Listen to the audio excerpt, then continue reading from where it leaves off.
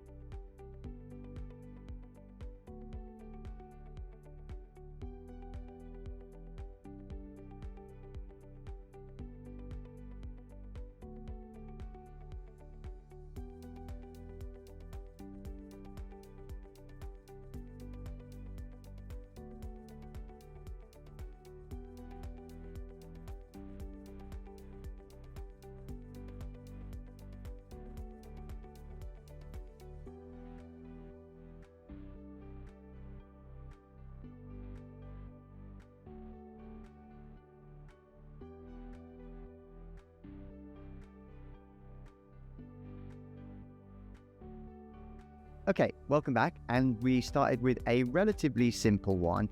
And I just want to take you through kind of how I think about these, right? Now, if you saw that video that I made probably a couple of years ago now called the 3 fastest ways to tackle abstract reasoning questions, you'll see me do the slow method, which I'm going to show you first. Then I'll show you the in-between method.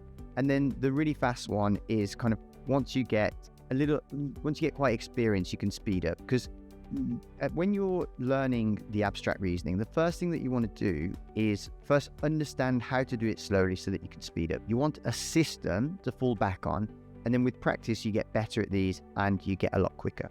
So let's show you the slow system first. And that is the very random, but the acronym that I use to help people remember. And that is the acronym SPARTAN. That should be a T, that should be highlighted as well. Sorry, emboldened as well. That would say Spartan IBS. And the thing with acronyms and memory techniques, the sillier the better. So I imagine, 300, the film, and I think of Gerard Butler, the Spartan, on the toilet with irritable bowel syndrome. That is a silly image that sticks in my head that reminds me of Spartan IBS. And like I say, it's a mnemonic or an acronym kind of for this to help you remember a system for which to almost perform as a checklist to help you understand. So we'll compare these side by side. I've got this first box that I'm going to assess, and we're going to look at shape, type, position, angle, rotation, touching sides, area and size, number of items, intersections, border, and shading, right? So without going through that, I can see that the shape type, it seems to be very random. So I would be surprised if the shape type is significant here. The position, well, we can see that all of them have a line with one and above, one and below. The angle doesn't seem to have anything to do with it. Rotation, no. Touching sides, nothing's touching the sides, so not really. Area and size, I would say no. Number of items, but borders, here we go. Borders is probably the one that I'm thinking of, but there are no intersections. I don't think there's anything really to do with area here that matters. The number of items, let's have a look. So we've got 5 on the first one, 3 on the second, then we've got 3 and 4, 4 and 4. Yeah, I don't see any pattern there. No, so I think it's the last two, which is border and shading. Now, while I'm at it, I want to show you the medium method, because for those of you who have bought the UCAT course, our UCAT course, you'll see that I'll give you loads of these little cheat sheets. And these are shortcuts for the certain types of questions that come up. And they're little, again, more memory mnemonics that help you understand quickly the things that it's going to be. So this is what we would call overwhelming number of shapes. And I won't explain it now, it's on the course, but I'll explain the things that it could be. So we narrow it down. When it's an overwhelming number of shapes, it's either going to be position, shading, sides, type of shape, angles, or lines of symmetry. So we can instantly rule those two out. Position we've already ruled out, and it's shading a number of sides. Type of shape we've ruled out as well. So it's something to do with the shading and number of sides, right? So let's have a look. The thing that I think it is, looking at it, is when I look at these, I can see that, so 3 4-sided shapes are shaded here, and 4 3-sided shapes are shaded here, the same here. And then, let's see, so this is a 5-sided shape, a 1-sided shape times 2, so that's also 12 sides. That is 9 plus 3, so 12 sides. And then, let's see, that is 9 plus 3 again, so 12 sides. Okay, so I remember the circle is a 1-sided shape. Now, what do we have on the other side? So that's 5 times 3, 15. And then that is, what's that? 5 times 4, 20. Okay, so maybe the relation is something to do with the number of sides relative to the ones that are shaded. Okay, maybe that's the hypothesis. Now, when we're doing this, you just have to bear in mind that you will probably you get about 55 seconds on these, I believe. I think maybe it's a minute to do all of these. Remember, it's one set of patterns, and then it is the 5 questions after that.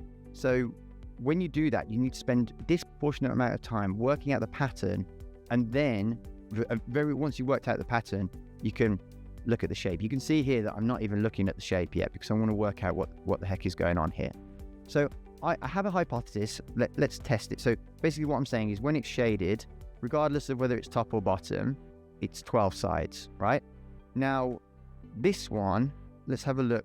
Okay, so straight away, I was going to say it's probably going to be the not shaded ones are 12 sides, but straight away I can look at the first 2 shapes and I can see that there's no correlation between those. But maybe it is that the shaded shapes in a different number of sides, right? So what's that? 5 triangles, so 15. Got 3 squares plus a triangle, also 15. Maybe we're onto something. Another set of 5 triangles. That's the thing that jumped out at me first, by the way, that made me think that there's maybe a pattern. You can see here, there's something very similar about these 2 boxes. This one here and this one here makes me think that these have something in common that will apply to the rest of them. So again, when I see 2 sets where there's something exactly in common here, I'm like, well, that's probably a clue that there is something here. So 15, 15, that's also 15, 5, 5, 4 plus 1, yeah, 15. Okay, yeah, so I think we have our pattern. And don't worry if this didn't come to you. This is something that, you need to practice a bit, and you'll see enough of these. And that really is the quick method. The quick method is do so many that the Spartan IBS and the shortcut become so second nature to you, they're just really easy. So, all right, knowing what we know, well, this basically has shaded shapes at all. So I would say that that's neither. Let's have a look. Correct answer is C, neither. Okay, let's see. So now we might as well figure out what the pattern is. So there are two rows of shapes arranged horizontally with a horizontal line between them. Okay, well done, UCAT. Thank you for telling me that. One row of shapes has 12 sides in total, and this row is always colored black, regardless of whether this is on top or bottom row. Okay, so that's what we said, right? When it's shaded, 12 sides. The other row has no significance. Like we said, yeah, also nothing to do with it. There are two rows of shapes arranged horizontally with a horizontal straight line in between them. Again, same again. One of the row of shapes has 15 sides in total, and this row is always colored black regardless of whether it's top or bottom. The other row has no significance. So, okay, shaded shapes plus the number of sides of shaded shapes equals either 15 or 12, right? There are four shapes with a total number of 15 sides. In the test box, here, there are four shapes with a total of 15 sides below the line as required for set B, but they are not colored black. So there we go. There's no shading. There are three shapes with a total of 9 lines above, which is irrelevant. So basically, there's no shading, so it's neither. Okay, next one. So this is where we go quite quickly now. So 12 sides of the black shaded shapes. So that must be set A. I'm pretty confident that's right. Oh, hello. Hold on. What's happened here? Okay, there are three black shapes with a total of 12 sides above the line as requested, but they have been related. Oh, sorry. Yeah. See, this is where I make mistakes as well. and it's funny because I took the mick earlier for saying, oh, thank you for saying that they're arranged horizontally, and then thinking it was stating the obvious, and then like an idiot, I've gone and ignored that. So yes, that is neither. Okay, naughty Dr. Ash for getting that wrong. Let's see if I can do better this time. Now, this is a funny one. Does our rule say that they have to all be shaded? Because well, to be fair, it's irrelevant, because regardless of whether they're all shaded, this doesn't add up to 12 or 15. So this is definitely neither. You can see how many there are of neither for this. I mean, assuming that's correct. Yeah, the response is C. There is a row of shapes with a total of 12 sides in set A above the line, but they are colored white rather than black. Shapes below the line have a total of 13 sides, and all of them except one are colored black, whereas the other set should be all white. Yeah, for either set, there should be all white or all black, right? So yeah, that one a bit more straightforward. And then let's see. So this one is, what do we have? 6, 8 plus 4, 12. So this is, hope, a barn door set A. Like I say, I don't always get these 100% correct. There we go. Correct is A. The shapes below the line are a total of 12 sides, and these are colored black. These, the shapes above the line have a total of 21, which is irrelevant because you said it's not significant. Okay, so let's look at the last one. Now the last one has, what's that? 4, 5, 6 plus 6, 12. So it's also set A. So we've not even had a single answer in this be set B. So we've had 3 neithers and 2 set A's. And just for completeness, the shapes below the line have a total of 12 sides, and these are colored black. The shapes above the line have a total of 19 sides and are colored white. So there we go. I mean, easily one where you can get caught out by simple things, like, for example, just careful of this arrangement. I mean, I should have seen that, but I was, probably maybe it's because I'm multitasking and trying to do this live that I'm maybe not quite as sharp as I normally would be. Making excuses now. But anyway, hope you find that one okay as a first question, and I'll see you in the next one. Okay, so to mix it up this time, we're going to do slightly different ones. We're going to do the sequence ones, and there's only one of these, so I'm going to give you 30 seconds to do this one, and then there's only going to be this one answer here, so we'll talk through that. So, enjoy, have fun, and you've got 30 seconds starting now.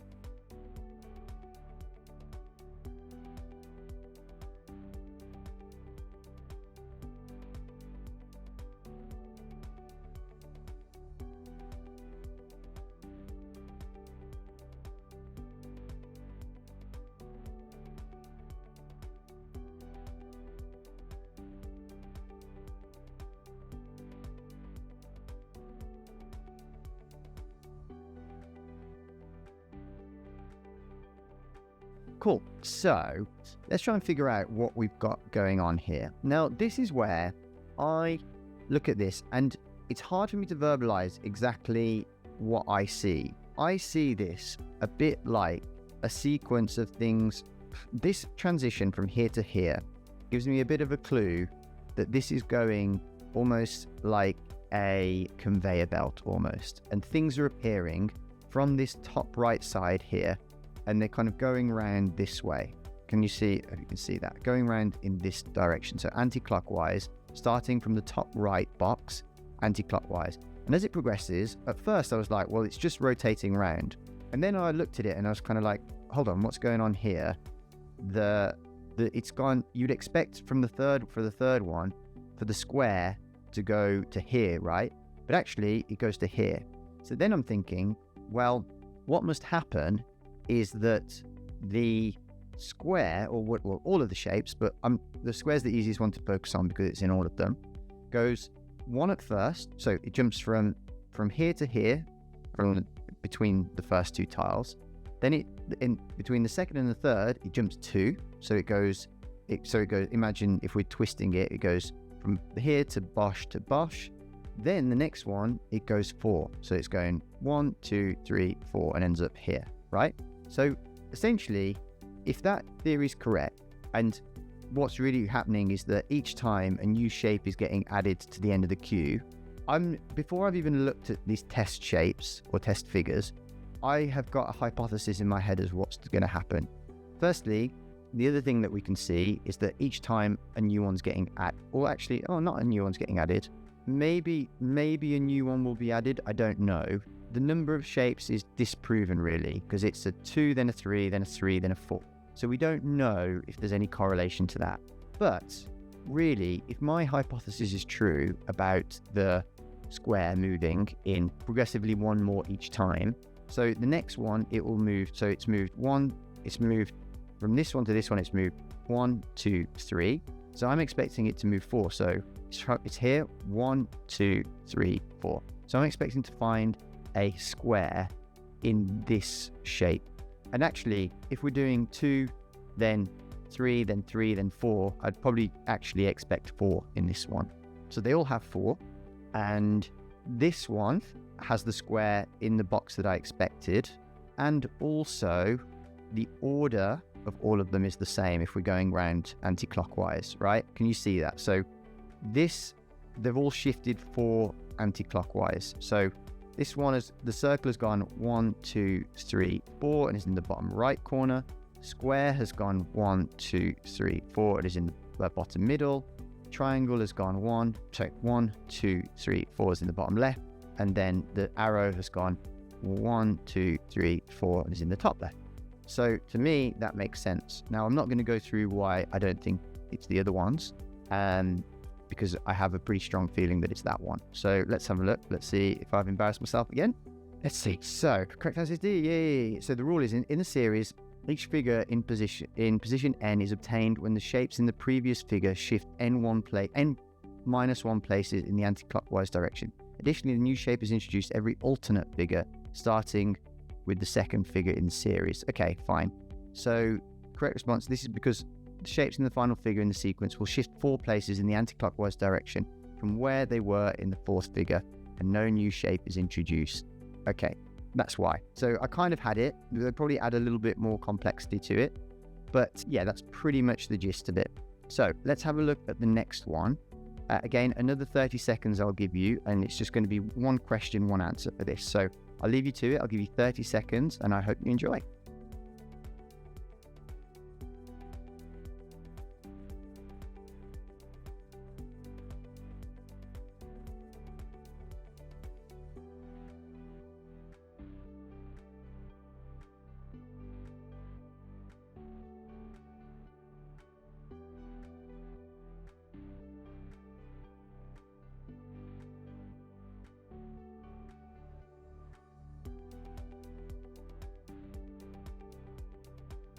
Okay, so I hope you find that one okay. Let's have a look, and I'm going to give it a crack myself. So what can I see? So again, this is the relational ones. So this goes into this. So what does this go into? So the first thing that I can see is that all the arrows change direction, right? So that's the first thing. So all of these, so when I'm looking for them, I can rule out any ones that don't have up, down, and going to the left. So up, and going to the left, you can rule that out. Up, down, and going to the left, that one could be, so the rest of, so you can rule out A from that. Now what's happening here is that, okay, the triangle almost like becomes two triangles in a way, because the inside shape becomes the outside shape. It also turns upside down and gets shaded. And then the outside shape becomes like a middle shape, so to speak, right? So again, I'm not even going to look at the test shapes yet, because I want to work out what I'm expecting. So before I've even looked at it, so like I said, I'm expecting an up arrow on the left, a down arrow on the right, and a left arrow on the bottom. Then, just trying to figure out the shading, I'm expecting an outer trapeze, a middle circle, and an upside down inner trapeze. Okay, yeah, so all of them have that, brilliant. So I'm torn between C and B. Now, there's no reason why, because the square, the outside shape, has nothing to do with the shading, right? So it's not like this bit is shaded, this bit in between the triangle and the square, the inner triangle and the square is shaded. So I'm guessing, I would have thought that maybe the inner shape might be shaded, but I just don't see the circle being shaded. It's the only thing. So really, the only reason I'm not thinking it's this is because the circle is shaded, and we've got nothing to do with a shaded circle here. The inside shading changes, but not the middle shading. So I'm going to, oh gosh, I really don't know. Let's go for B. Let's go for B and see what it says. Yeah, brilliant. Okay, cool. So good. So the rule is the arrows in the box face the opposite directions. The smallest shape, the left box, increases in size and become the outside box. So smallest, the inside shape becomes the outside shape, as I said. The biggest shape in the left box reduces in size and places itself inside. Sorry, biggest shape in the left box reduces in size and places itself inside the biggest shape in the right box. Yeah, so a better way to describe that is it becomes the middle box, right? And a copy of the smallest shape in the left turns upside down, changes color, and places itself inside both of the shapes. Yeah. So basically, this turns upside down and becomes shaded, and then you have another one of these outside. So yeah, the response is B. This is because all the arrows in the box are facing the opposite direction. The black quadrilateral has increased, I said a trapeze, but black quadrilateral has increased in size and become the largest shape. The circle has reduced in size and placed itself inside the black quadrilateral.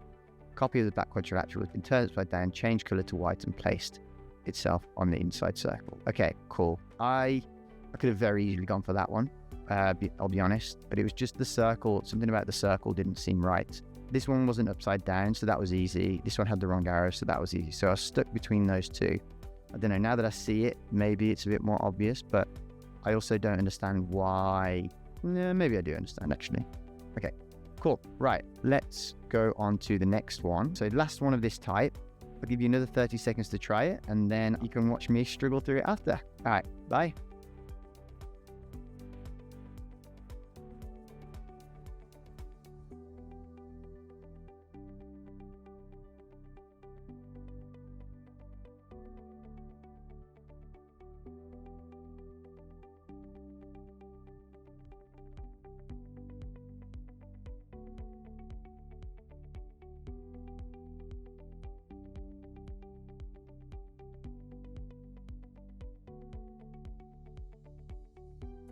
Oh my gosh, full disclosure, I just did a full explanation of this and then realized that I wasn't recording. So I'm going to take you through it at the end.